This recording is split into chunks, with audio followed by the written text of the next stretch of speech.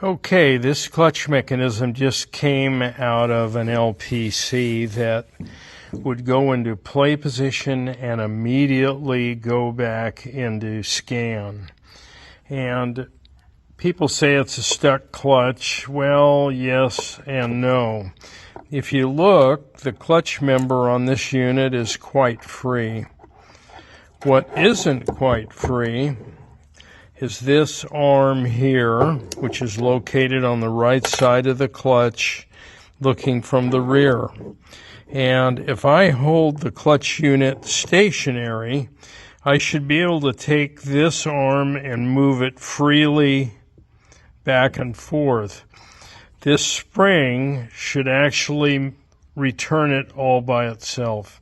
And in this case, it doesn't. It's gummed up, and I have to force it in both directions. So the cure is to take off this E-washer, remove this little arm here, degrease it underneath, hit it with Tri-Flow, and put it back together, which is what I'll do, and we'll show you how it works in the next video. Okay, I've taken this washer and E-ring off, and now I'm trying to gently lift this stuck arm up. And as you can see, it won't move. So I'm going to fire up the heat gun, warm this up, try not to cook the spring.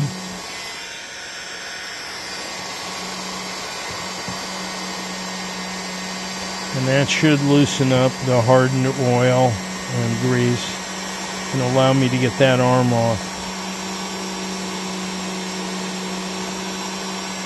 Let's see if we can move it.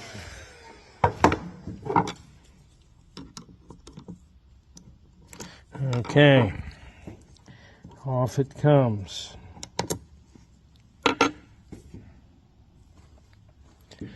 I'm now going to go ahead, pause the video while I get some lube. Okay, go ahead and spray the pivot with WD-40. Spray the arm with WD-40. Slide it on and off a few times. The WD-40 will wash out the old heated grease. Go ahead, shake up your Tri-Flow container. Spray the pivot with Tri-Flow. I guarantee you this thing will be good for another 30 years.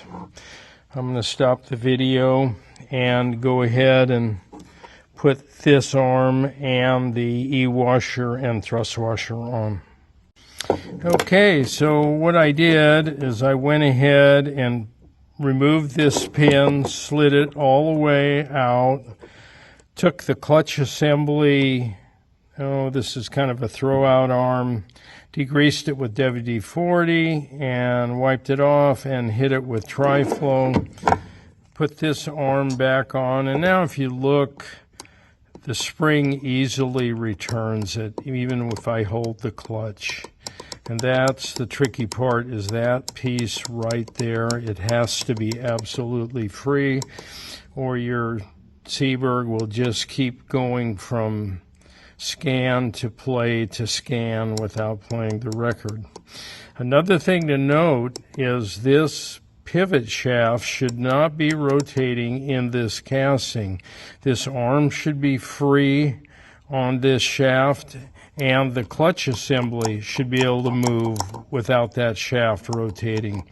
If the shaft is rotating while you're moving this clutch up and down, that means that your throw-out arm is gummed up right here and it's essentially glued to that shaft. I hope this helps.